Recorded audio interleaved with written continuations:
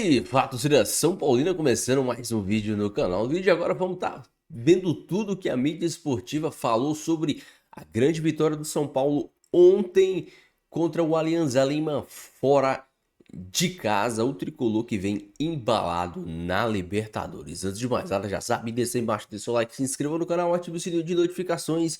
Vídeo no canal todos os dias para vocês curtirem. Quero que você deixe a sua opinião, quem para você foi o melhor jogador na partida de ontem.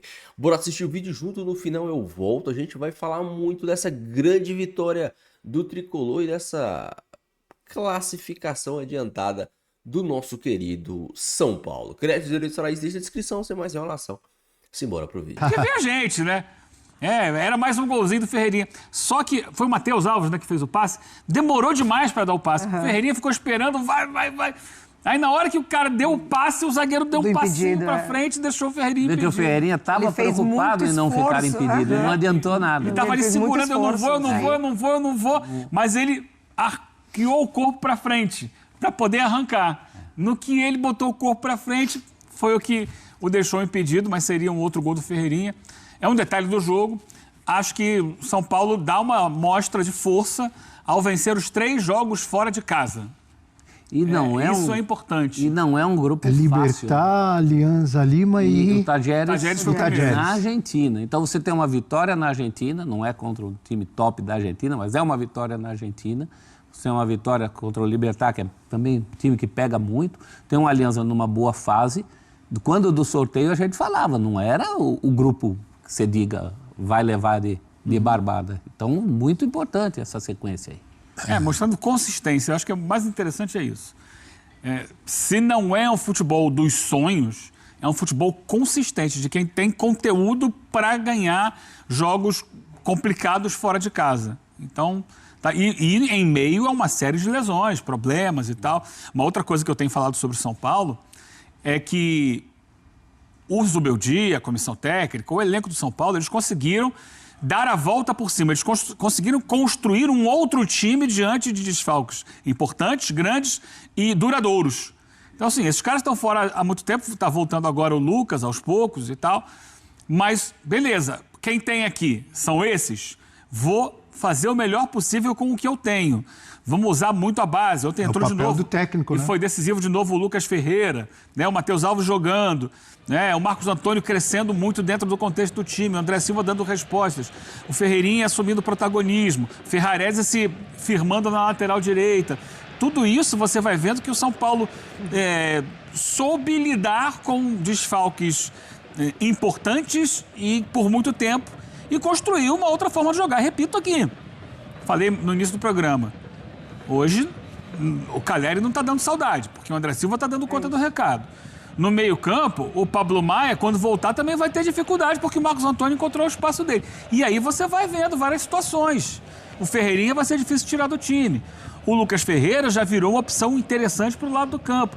Então você ganha alternativas. O mais legal é isso. São Paulo ganhou alternativas no meio da dificuldade. E a resposta... Encontradas pelo Zubeldia, né? E a resposta que a garotada está dando. Porque a gente fala que garotos oscilam e oscilam mesmo, mas se você tem muitos garotos jogando juntos, até permite-se a oscilação de um ou outro, desde que outros compensem.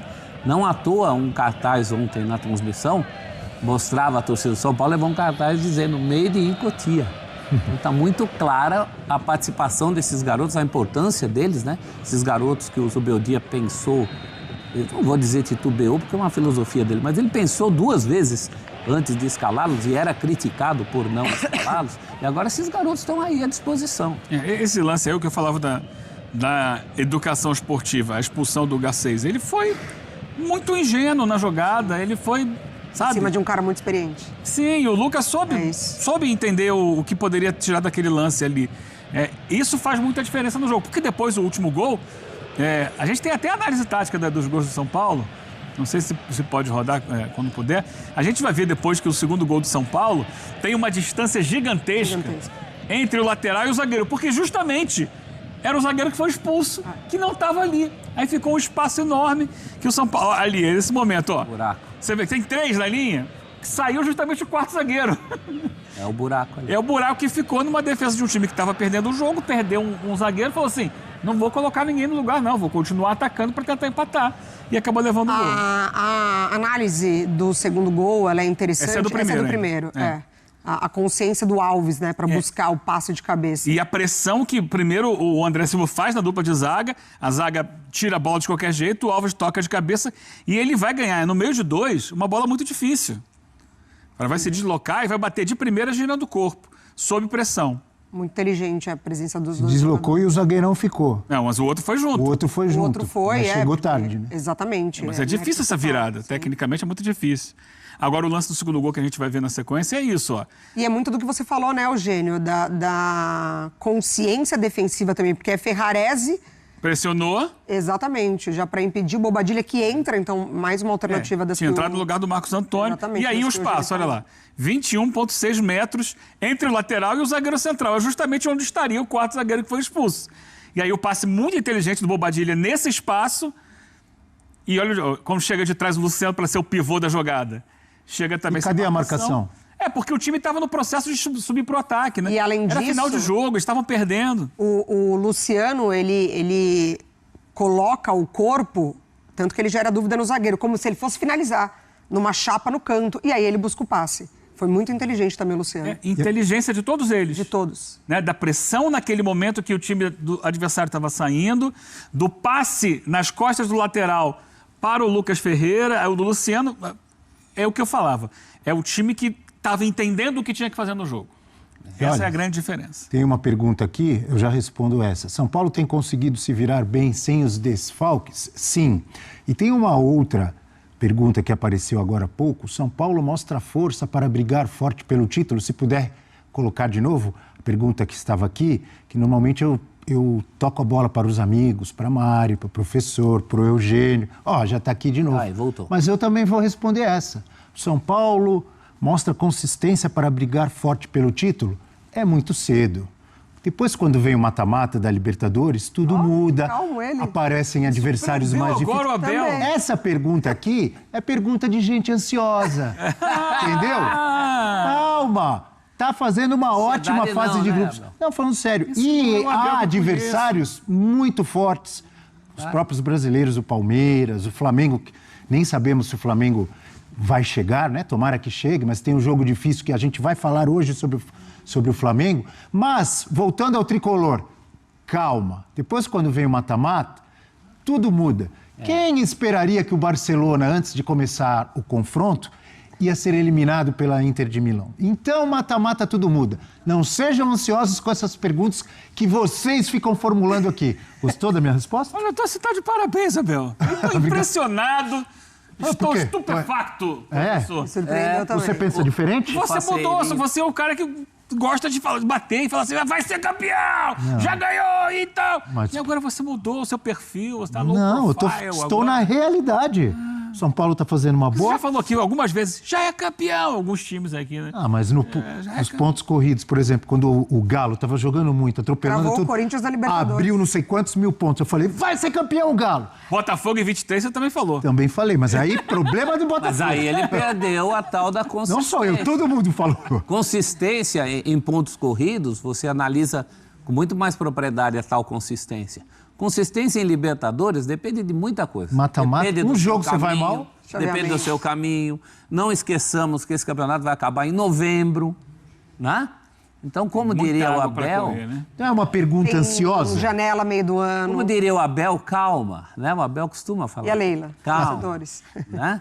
Porque tem muita água para passar debaixo dessa ponte. Agora, uma coisa é certa, o São Paulo hoje tem mais consistência do que tinha há algum tempo. Ah, sim. Isso sim. O São Paulo ganhou consistência na Libertadores. Agora, se essa consistência será suficiente para título, eu não sou adivinho, né?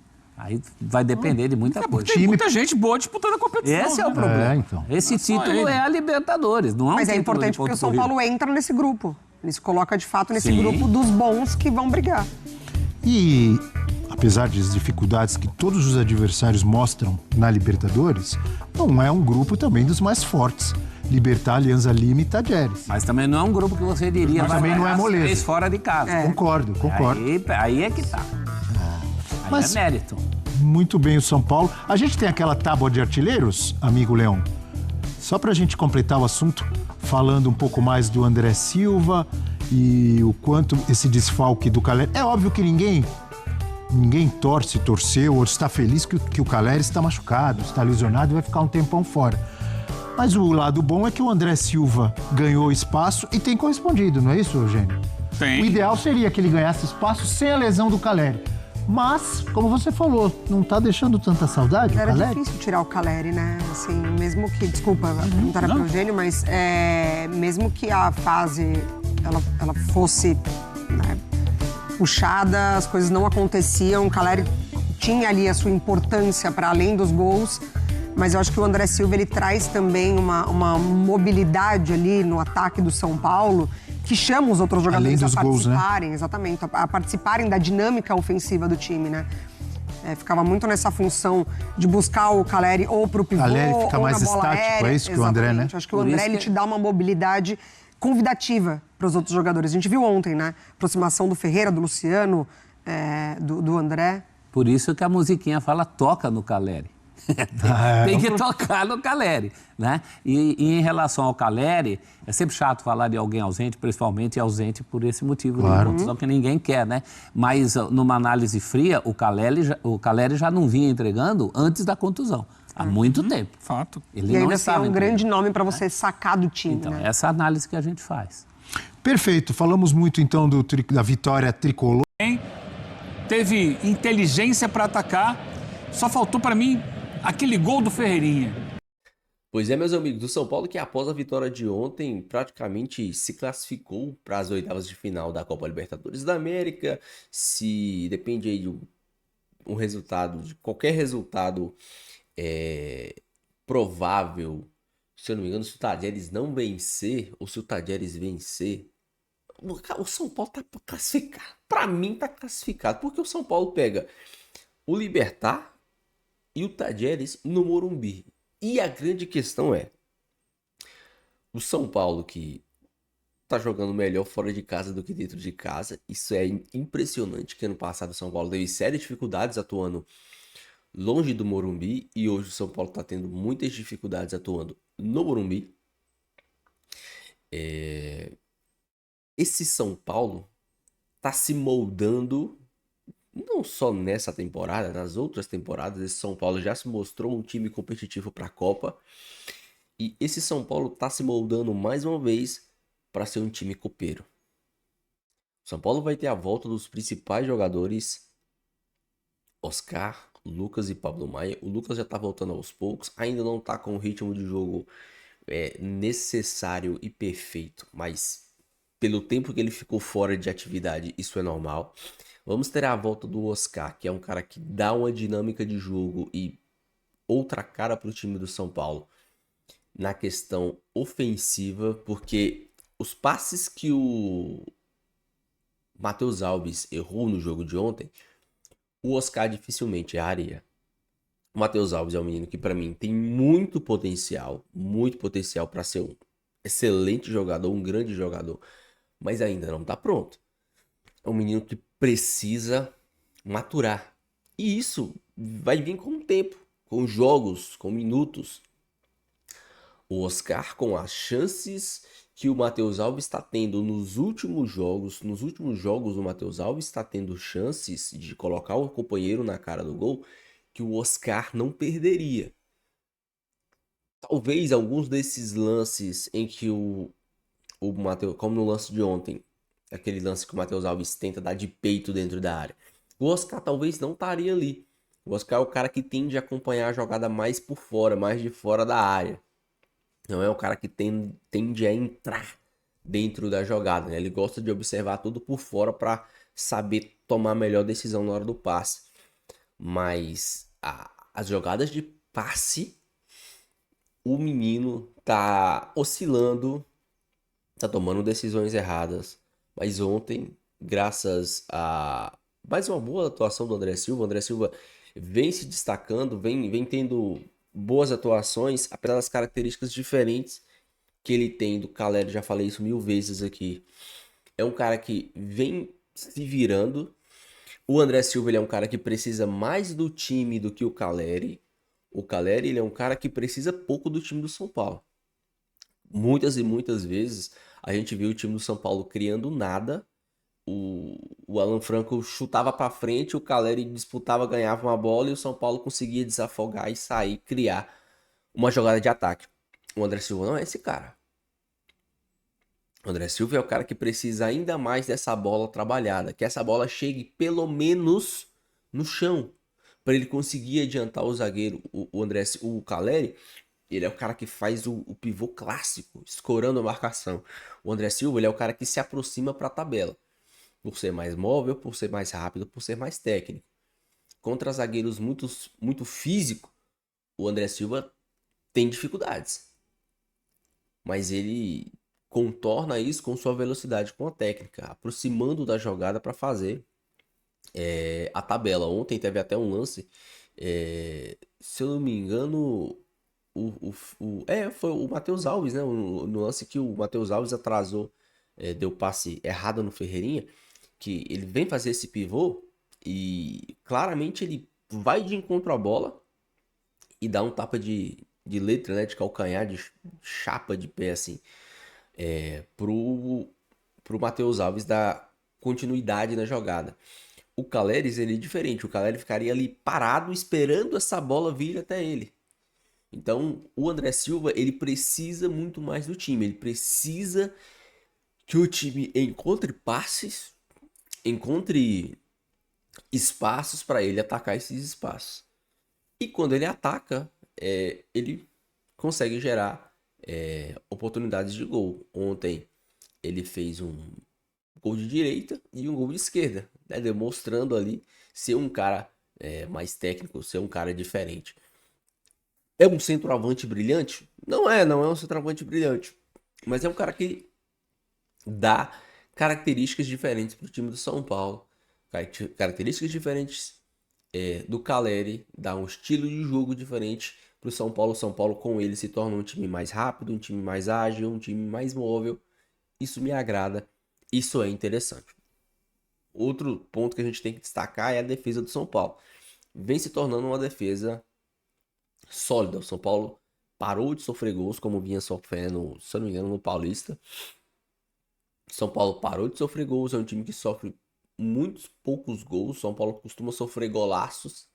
Aquela bola que o cara coloca na gaveta é o tipo de gol que o São Paulo tá tomando, que não tem muito, talvez, culpa da zaga, né? Que é mais mérito do atacante. Mas, independente da dupla de zaga, o Alan Franco e o Juan Tressol de ontem fizeram uma excelente partida mais uma vez. Principalmente o Alan Franco, né? O Juan também fez uma boa partida. Talvez de todos os zagueiros, o Sabino seja o pior zagueiro do São Paulo. E ele não vem tão ruim assim. Quando ele entra, geralmente ele não compromete. O Arboleda tá voltando, o Lucas voltando, Enzo Dias voltando. Enzo Dias, muito bom lateral. Cedrico Soares, muito bom lateral. Esse time do São Paulo tá encaixando. Tá se tornando um time de Copa. E esse ano, mais uma vez, o São Paulo, com certeza, vai fazer jogo duro, vai jogar de igual para igual com qualquer adversário. Qualquer adversário. São Paulo vai vender caro qualquer derrota, seja dentro ou fora do Morumbi. Quero que você deixe a sua opinião, deixe seu comentário. Não esqueça de deixar o seu like e se inscrever no canal se você não for inscrito. Fique com Deus, até o próximo vídeo e valeu.